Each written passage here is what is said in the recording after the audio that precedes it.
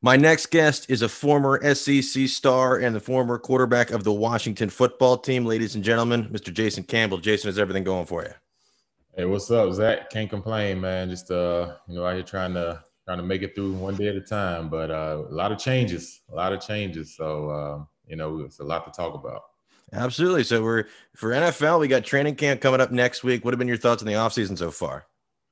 It's been a quiet off season for the most part. The off season used to be times where you hear somebody getting in trouble, somebody getting arrested for this, arrested for that, because guys have so much free time and they're trying to figure out what to do with it, and sometimes that calls for trouble. But I think the guys have handled it a lot well this year. You haven't seen a lot of things out there in the news. You've seen a few things, but it's not as normal as it usually is in the past. So training camps here. I think a lot of guys are gearing up. They're ready. For the most part, last year there was no OTAs, no mini camps. The first time they saw each other was training camp, and then that was even spaced out. So I think now I have an opportunity to go in there full speed and hit the ground running. I think it's going to be a different type of feel for these guys. What do you think of the new guys Washington's brought in both in the draft and free agency?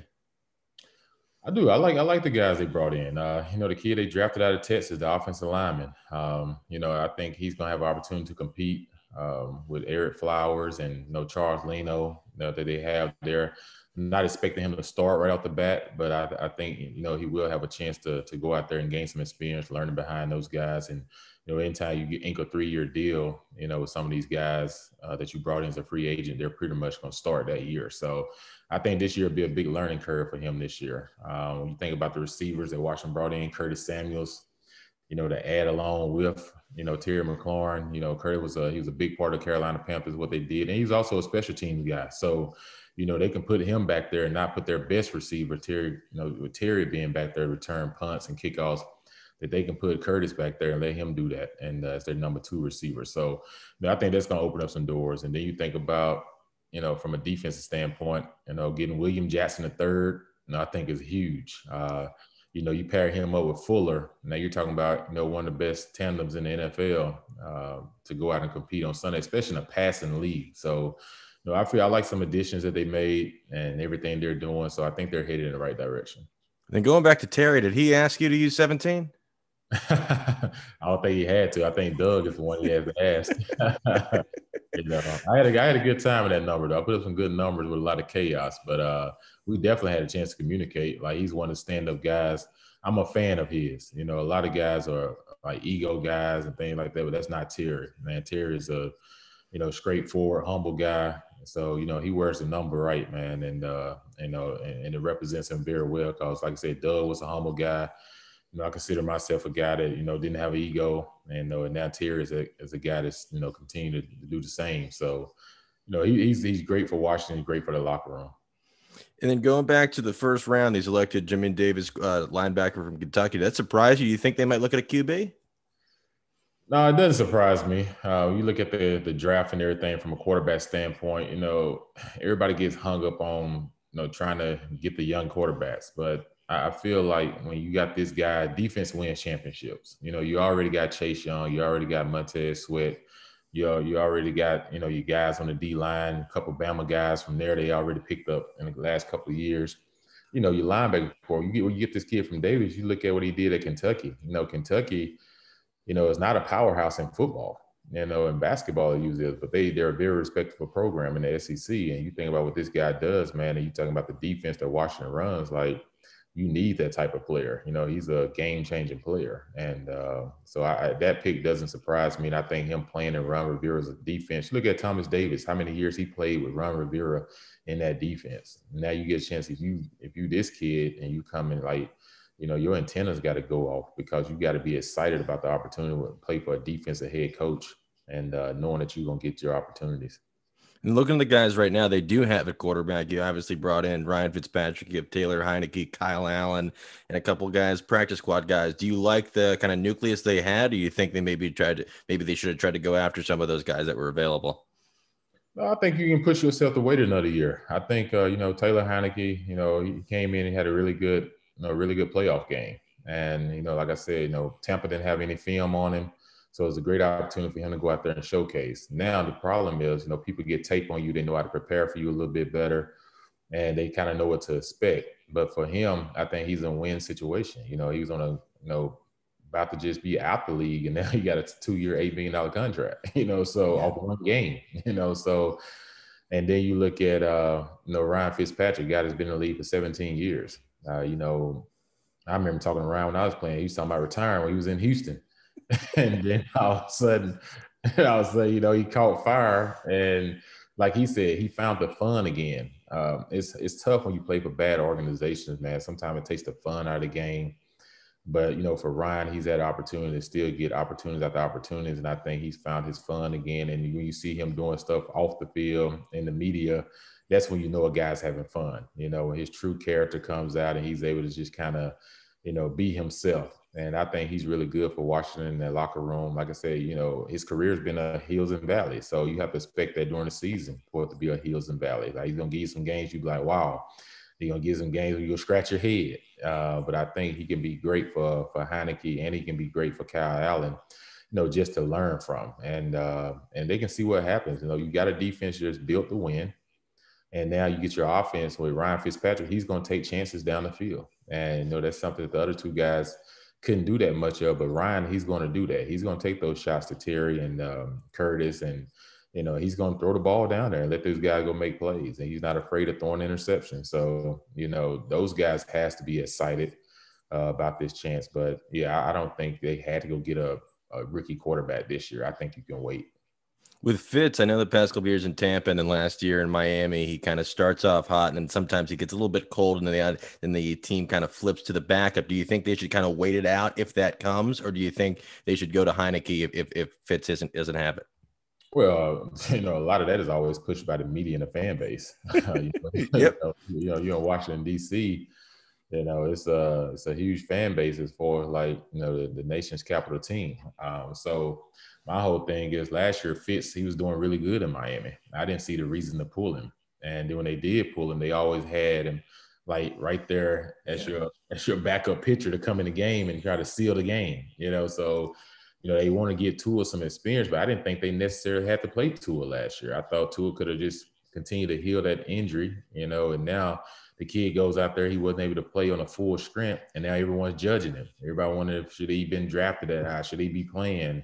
And I'm just like, that's not fair to the kid because you thrust him in there when you didn't have to. And Ryan was playing pretty good, and then Ryan would come in and have hot spurts in games. Like I said, that's part of football, though. You name any starting quarterback, some of them start off great, or they start off slow, they get hot, or they start off hot and they have 2-3 games where they kind of off and they like, dang, man, what's going on? But then they pick it back up again toward the end of the year. It's 17 games. It's a long season.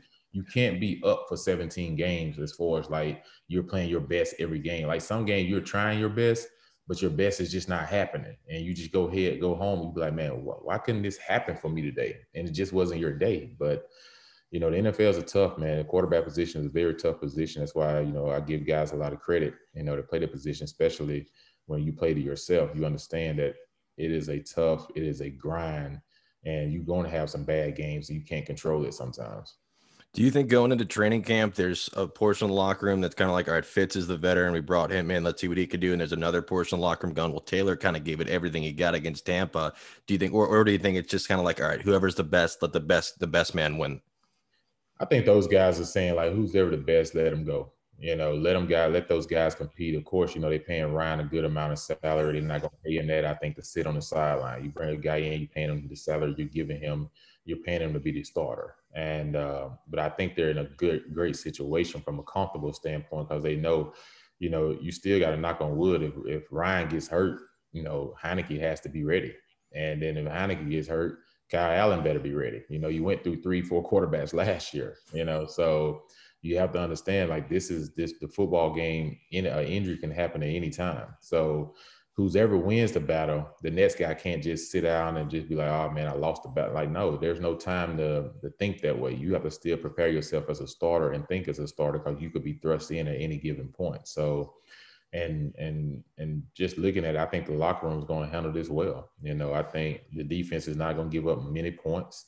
So I think that plays in the hand for them to be able to kind of figure out, you just don't want to lose the game by just throwing a bunch of interceptions. If Ryan goes out there and starts throwing a bunch of interceptions, then yes, you have to pull him. You have to do what's best for the team and go with the next guy and see what he can do. Like you can't just let someone just throw interception and put your defense in bad situations. So, I don't think Ryan's on a short leash by no means. But, if he has a couple of games where it happens a few games in a row, then the Noah starts. And when the Noah starts, changes happen. Does anybody around the division scare you this year?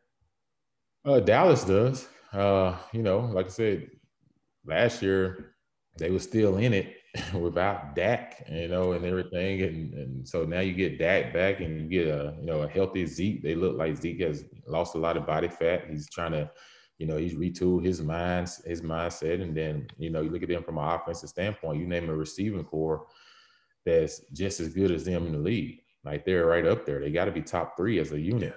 And then you think about them on the defense side of the ball to get the kid from Penn State to come in and play, as a linebacker. So I think where they're hurting at is in their secondary. I didn't think they did a lot in their secondary. I think Washington can kind of, compete with them from that standpoint of using their 2 outside receivers and using Logan Thomas over the middle to try to, exploit them to get some points. But, from an offensive standpoint, they can put up points. And I think that's the thing. It almost reminds me of the Chiefs. You got to keep up with them from a point scoring standpoint, not necessarily their defense is so strong. It's just their offense can just score at any given time. What about the Giants? Is you still not kind of sold on Daniel Jones? What do you think they've done? Yeah, I'm not completely sold on Daniel. I don't think he's done enough right now that would scare me if I'm Washington. Yes, they beat Washington twice last year. So from that standpoint, did they get better? Yes, they got better. They went and got another receiver in free agency. So, that helped Daniel out a lot. And then with Saquon Barkley coming back healthy, he's going to be stronger. And I know they beat Washington twice last year, but I feel like, they didn't win the division. Washington did. And they seem like they had, like some years, some teams just have your number. And I think for whatever reason, the Giants just had Washington's number last year. So, but they don't scare me going into this season, though. But you have to respect them. And that anytime a guy's playing for his job, a head coach is now his second year there. And it was hard for him to be a head coach the first year during COVID. You're trying to figure out protocols while you're trying to put your team together, where this year he's had a little bit more of a leash to do some things he wants to do. So I expect the Giants to be a better football team this year. When you talk about the Eagles, they're still trying to figure out the quarterback situation. From that standpoint, like, is it going to be, our guy from I just went brain fart for a second. Hurts, Jalen Hurts. With my guy Jalen Hurts that I know is either going to be Jalen or it's going to be Flacco. So I have to say this, probably more than likely going to be Jalen Hurts. Like you took the guy in the second round, and everything. So give him a clean slate and see what he do. You bring in the receiver Smith out of Alabama. They know each other from the past. They have a little bit of a connection. So, it wouldn't make sense for me to say that they wouldn't start him. I think you can expect Jalen to start there. And defensively, they're going to be good. They still got the guys up front on the defensive line. They still got, guys in secondary that can play. So defensively, they're going to be ahead of the offense. But don't sleep on Philly. We don't know much about the coaching staff. They're a young group, young guy. So we'll see what happens. But I do know their offense coordinator, Shane. And, I was with him before. So he runs the North Turner offense. He runs the similar offense as Coach Turner does right now, with his son up in Washington. So you can expect the ball to go down the field. You can expect play action pass. So same division. So you see the same offense. What do you think of that Eagles Washington game, the week 17 last year, when it almost looked like Philly kind of let Washington have it? Yeah, that's tough pill to swallow when you're an NFL player, man. Even as a fan, though, like not to say they would have won the game or whatever, like, but who knows? Like and if you Washington, like you like, look, guys, if you beat us fair and square, But at the same time, though, like you don't want to see that in professional sports. Like it's just, it's almost like people get paid off or something. It's just like you want to see that in professional sports. Like, look, if a team is trying to win to get in the playoffs and you got to beat them and go home as a competitor, I'm trying to take you right home with us. You know what I'm saying? Like, I'm not trying to send you to the playoffs. You know what I'm saying? So I'm going to go out there and compete and try to stop you to win. So that's what Philly was trying to do. And then Washington's trying to beat them. But then at the end, like, you just see somebody just like, what are they doing? Like, they taking people out.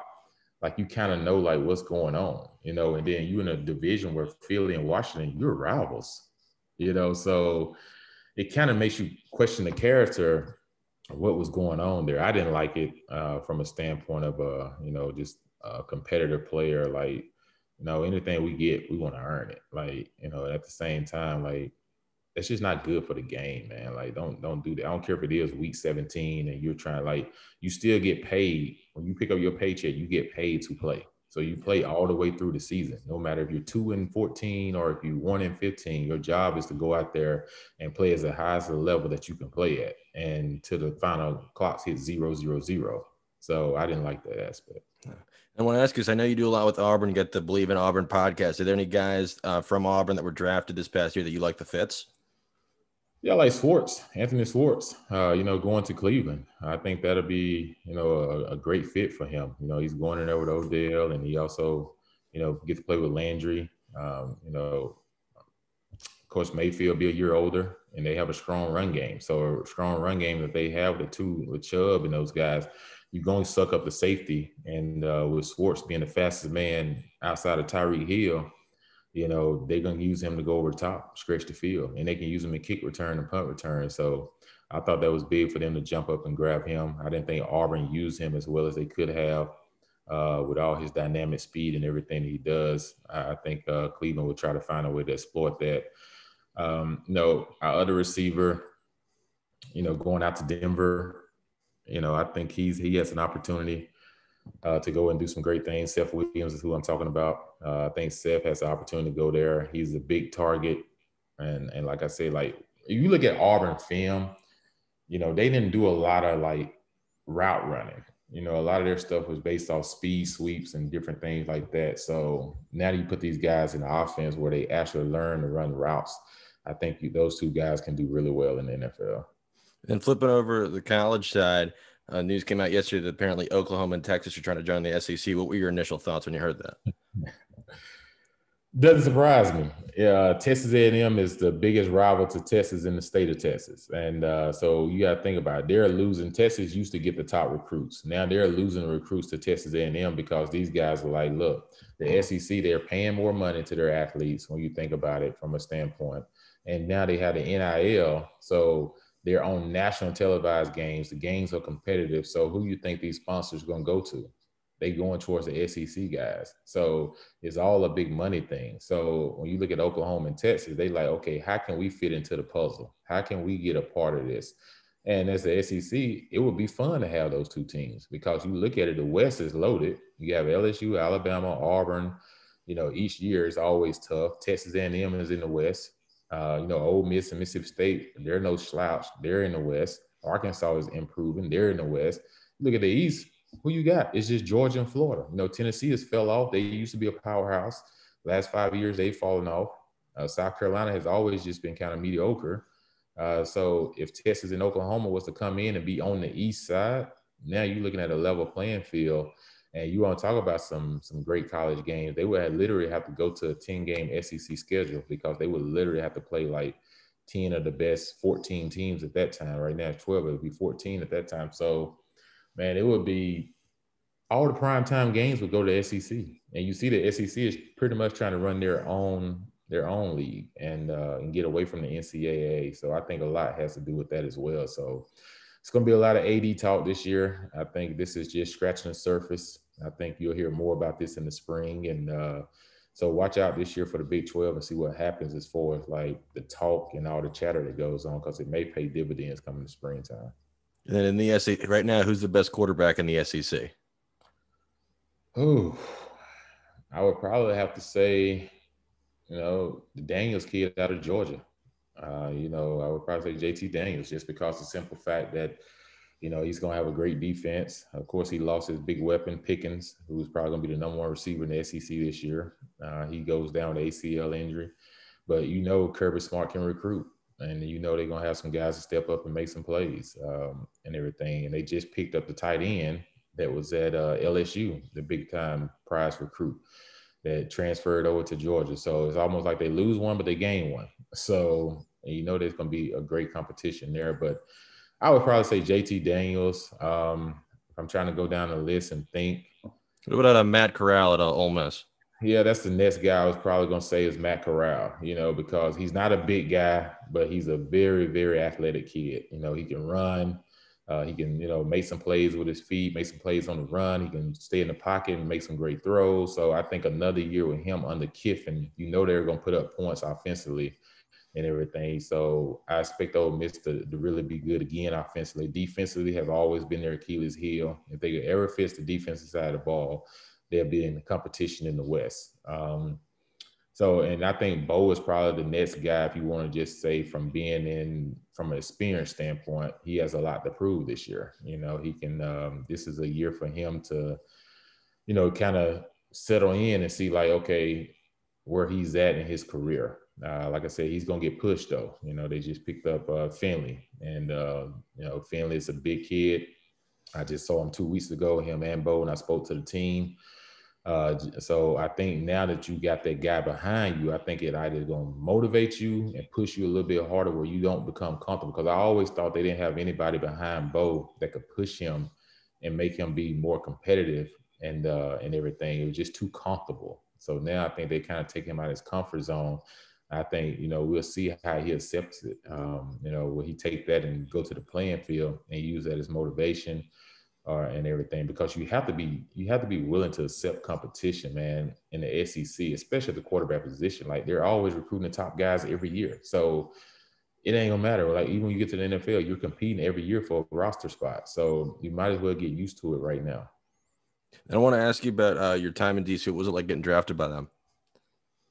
Oh, it was cool. Joe Gibbs, experienced guy, that won 3 Super Bowls, getting drafted by Washington, team, Doug Williams to win the Super Bowl there and wore 17. I wore 17 in college and everything. I wore 7 in high school. So I got a chance to pick my number, even though Theismann's number was kind of retired.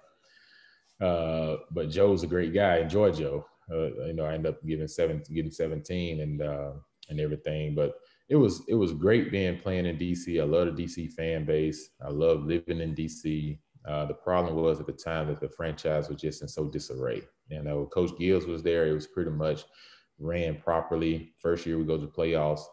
Second year, my first year, we went to the playoffs. And then the second year there, that's the year he retired, was after that season, after Sean had ended up, everything that happened with him, I think kind of took a toll on Coach and everything. And then, having his son going through some health problems as well, I think he ready to just leave the game. But had Coach Gibbs stayed, I think my career in Washington would have been a lot longer and would have been a lot better because the simple fact he brought stability. But when he left, it's almost like the stability left out the door with him, because after that, we ended up hiring Coach Zorn. At the time, Coach Zorn's a great guy, but he's never been offense coordinator, he's never been a head coach. And then you give him both all at once. It's kind of like, that's just too much for anybody. And then you put him on a short leash. You took his play calling away from him in the middle of the season. Yeah. And you don't even give it to somebody else on the staff like Coach Chris Mike, who I thought should have got it, because Chris Mike, I respect that he knew the game. But then you go and get Coach Sherman Lewis off the couch to come in, and all of a sudden you say he's going to be our analyst, but he's not our analyst. You give him the OC job pretty much, and he calls plays the first week he's there. I'm just like, what is going on? And I even talked to him in the office, and he was just like, Jay, I'm sorry, I've never seen a quarterback in the NFL have to go through what you've gone through. And he said, this is unheard of. This is not even realistic. And people don't know that. People don't know the stuff that I had to go through. And my numbers were still really good numbers at the end of the day. And I went through total chaos. Like, I don't tell a lot of people everything that I went through. I was just like, but if they knew, they would have a whole lot more respect for what I had to go through in Washington. Because when I went to Oakland, man, I hit the ground running. I had a really good career out of Oakland. I just broke my collarbone. But, we was winning, and I was putting up good numbers out there. So, it's just, unfortunately, man, that's why I tell guys, it's not about the guys sometimes. Sometimes where you drafted at and the situations that you're put in. You get to the NFL because you're a really great player, but great ones get a chance to continue and do great things when they're surrounded with stability and people ran the right way. And I think lately you've heard Coach Mr. Snyder come out and say he made some mistakes. He was super young and everything, and he did. and and he's owning up to that. And hopefully this is the turn for the right direction for Washington. Anytime you won't change, somebody have to admit that they're wrong first. And him coming out publicly saying that, maybe now they can he can start to trust people around him, let them do their job. I want to ask you about the Fantasy Files commercial.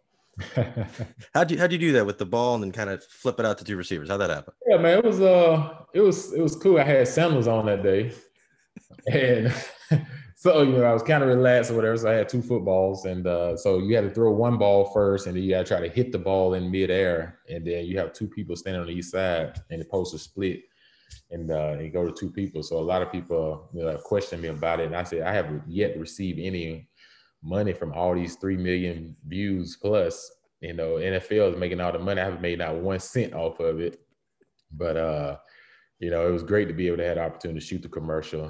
Chris Cooley did one, I did one, so that was fun. And so everyone would say, "Man, was it real? Did you really do that?" I said, "Hey," I said, "it took me a few times, but yeah, I actually threw the ball and hit the ball in midair." I said, "That's the whole point." I was just like, I can't tell you the rest of it. I can't tell you all. I was just like, that's the point. Like, you supposed to think like the objective, was it real or was it not? But it was a great time. I enjoyed it. It took a couple takes, but it was a great job. It was a great time. They shoot with all the guys. I know a bunch of guys did it. Was it all in a similar location or was it all around the country? No, it's just all around. They come to your complex, your facility, and shoot it. So they did it. I think it might have been up to like 10 or something. It had been, but you see a couple of guys like Cooley. He shot his on a totally different day than I did, and everything. But Cooley and me had some really good Eastern Motor commercials, though. I was going to ask you about that. Do you remember the jingle? Yeah, we remember the jingle, the Eastern Motors. We remember that. Get you in a car today. Right. Rest in peace, Chief. He was on there with us. We had some good time. Moss was on there, Portis was on there, Cooley, myself, Randall L. The one we was all dancing around in the locker room. We had some really good Eastern Motors commercials. It might have been the funnest ones to come through because we had some characters, man. And then he finally extended over to Baltimore a little bit, where we had McGahee. He was on there with us a little bit. So didn't Ray Lewis do a couple of them? I think Ray did do like one or two. I think he did. So it was fun. I see that they still do some of those commercials, but it's not like what we used to do, man. Like we made people remember the jingle. Yeah. I've never seen an Eastern Motors dealership. I've seen every one of those commercials. Exactly. So go figure. Yes. When they pitched those to you guys, you're just like, all right, or you guys like, who's thinking of these little skits? Yeah, they have a producer that comes up with them. I just want to know what car I'm driving. So, hey, I do whatever you tell me to do on there. I like, just let me know what car I'm driving. I just like, depending on the car, depending on if I sign off on it. And they give you a car for doing the commercial? Is that kind of like let you drive around it? Yeah, they gave us a car to drive for the whole year. Oh, cool. That's awesome. Yeah. That's what the car. Yeah, they give us a car free sponsorship. You drive the car for the whole year. Like, you can't beat that. Like, you give me a free car to drive for the year, I take that. But yeah, so they had the producers and stuff, and then we kind of winged some stuff on set though. But it was pretty fun though. When you were driving the car around and somebody said, "Is that from Eastern Motors?" You got to go finance it all the way. Hey, that'd have been a good one, but hey, tell you what. I tell you what, the guy Robert was the guy that great guy, the one that runs Eastern Motors, and he's the one that took care of us, man. He's an outstanding guy, and we drove some really nice cars. Put it that way. Like, if you saw us on the road, we was in some really, really nice cars. So it wasn't nothing, wasn't nothing to be shabby about. So I didn't have to buy a car for a while in the league. That's awesome. I saw you were in a Geico commercial. Yeah, I shot a Geico commercial. Jason Candle. Yeah, we shot two of them. When I look back at that stuff now, I laugh because now I show a lot more personality. But then I was just kind of like finding my groove and trying to get into it, and wearing a suit that's 3 times bigger than my body. And now we wear fitted suits and custom suits and everything. But yeah, we still had that life-size poster, Jason Candle. And then I had one where I was on a massage table and everything.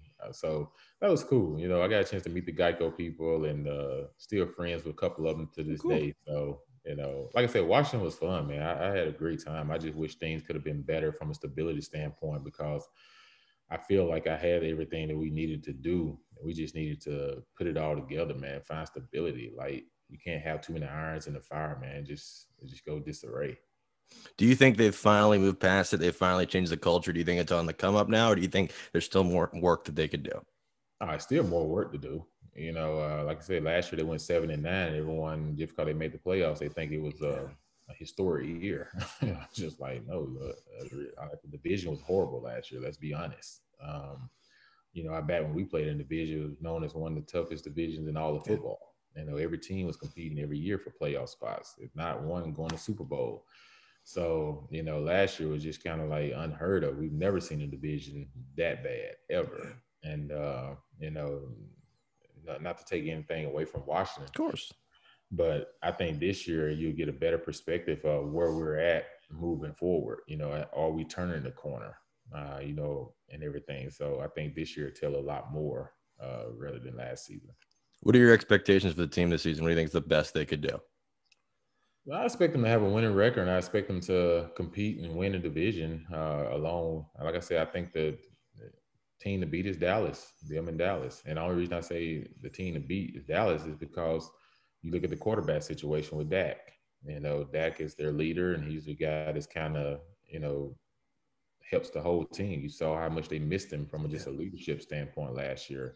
And so when you're talking about the top quarterbacks in the division, it starts with Dak. So, I think Washington has to beat them to win the division. So I expect Washington to be right there, though. I like the things they're doing. I think going to the second year, like I said, for offense, I think it has to catch up with the defense. I think last year, okay, you're implementing the offense. You're trying to get people acclimated. Coach Turner, his first time being an offensive coordinator for real. He's trying to get used to play calling, and he has Coach Zampese come over from Cincinnati, who I respect a lot as a quarterbacks coach, and a guy that's very, very in tune with the game. I think now having those two guys be able to partner together and go through a whole offseason, got film to watch and break down things, I think they can learn from a lot of their mistakes, and they can also graduate to the next level of their offense by adding some more pieces that they did this offseason. So I expect the offense to just catch up a little bit more to the defense, because the defense is going to be top 5 in the league.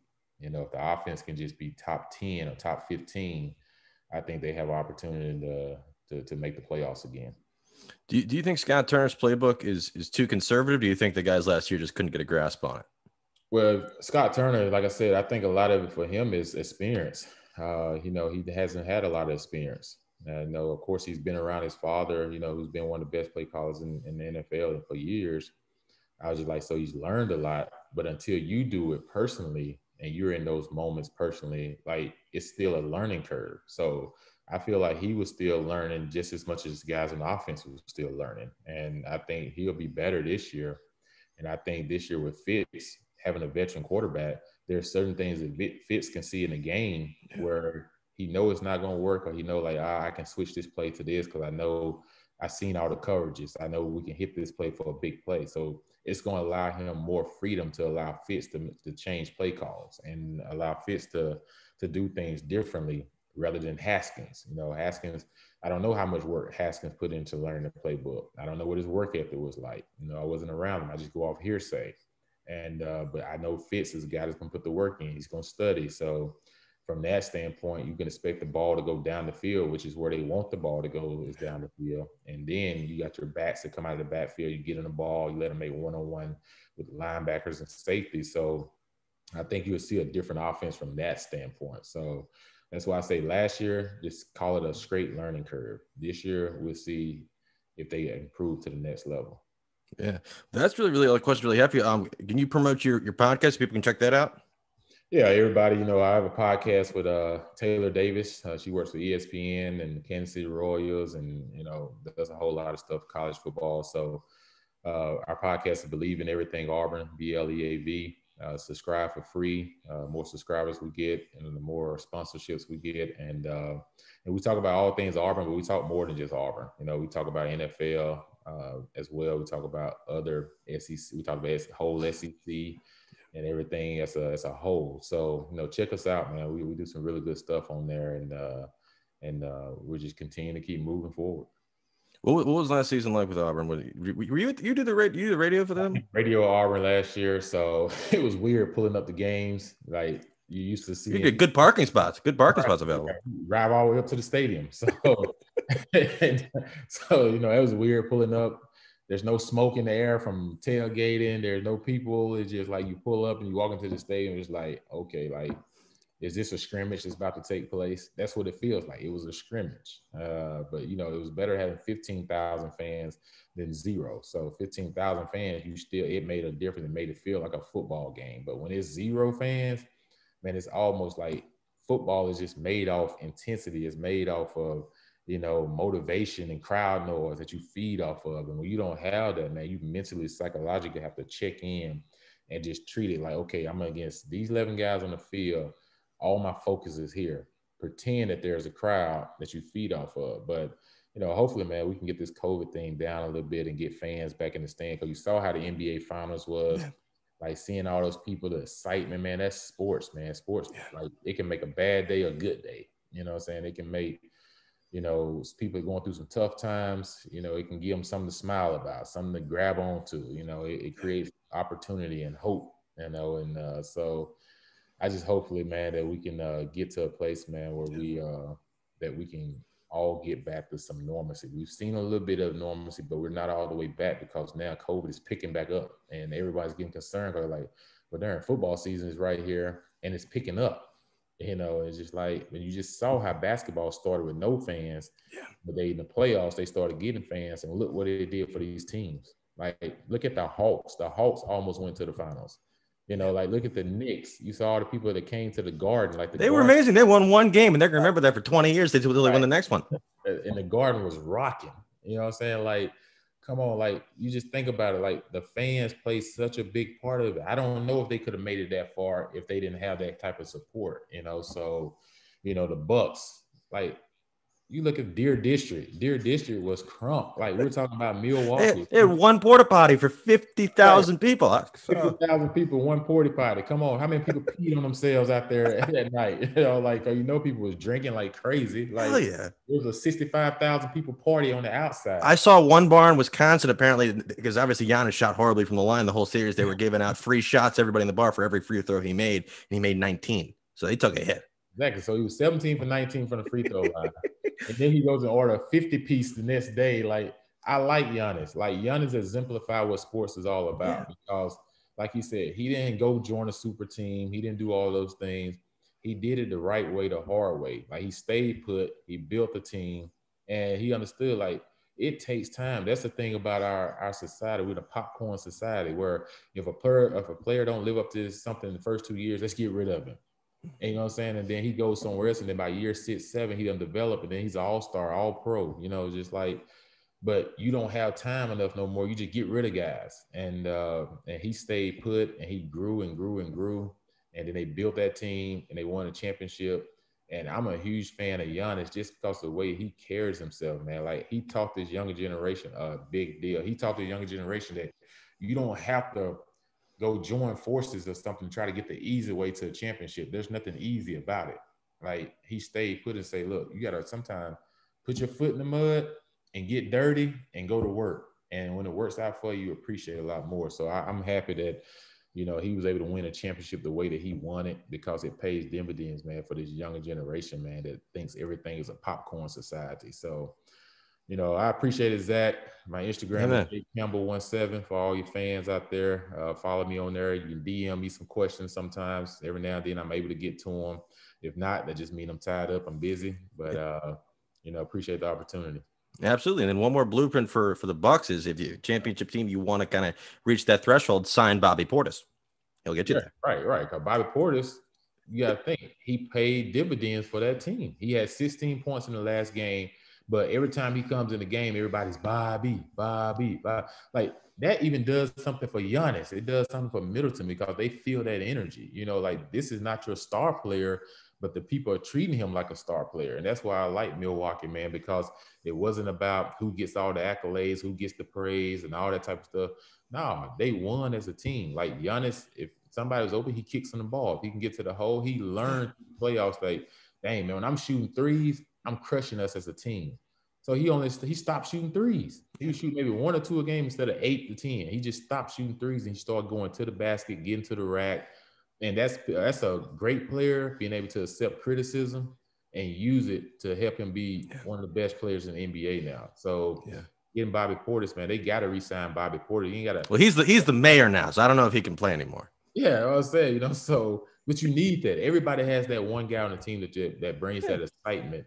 That he may not be a starter, but you need him on the team because he brings some excitement, man. He brings fun. And so hopefully they can re-sign him and everything. And, like I said, I expect them to continue to compete. Like I said, people are, well, Brooklyn, they would have won. They got hurt. Guys, that's sports. Like a lot of teams we always say at the end of the year, the healthiest team is the teams that play in the NFL, play in the Super Bowl, teams that play in the Major League Baseball, to play in the World Series, and basketball team to play in the finals. That's part of the game. But did you think that you can just throw some all-stars on a team and just say, oh, look at Team USA, they're losing to everybody. Come on. Right. You know what I'm saying? So I'm just like, man, like you got to learn how to compete and learn how to grow teams and everything. And so I think the NBA is in a good spot, man. I think the NFL is in a good spot. We have some really good young quarterbacks. You look at Lamar Jackson, you look at Mahomes, you look at Josh Allen, you look at all these guys, Herbert,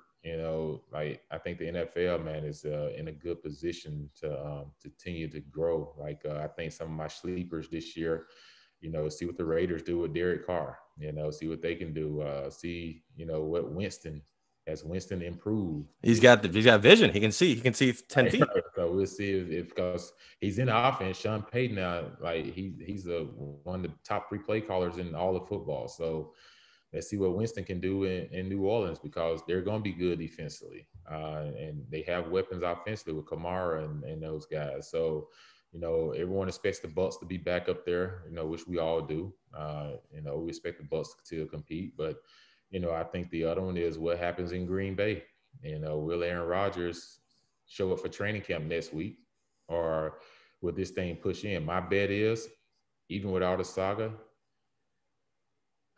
if he hadn't got traded yet, if he loves football and he wants to compete this year and win, he will show up just based off he wants to play the game. He wants to play.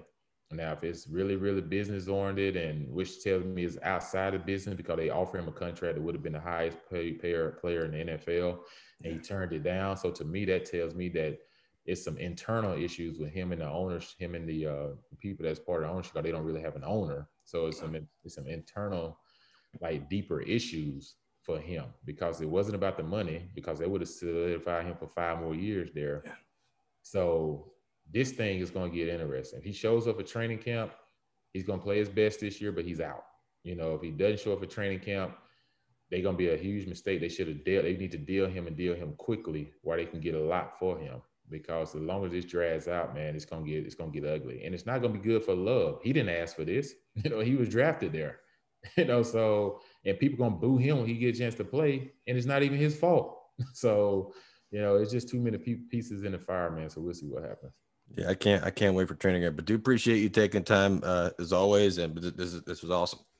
No, I appreciate that. Thank you, man. Thanks, man.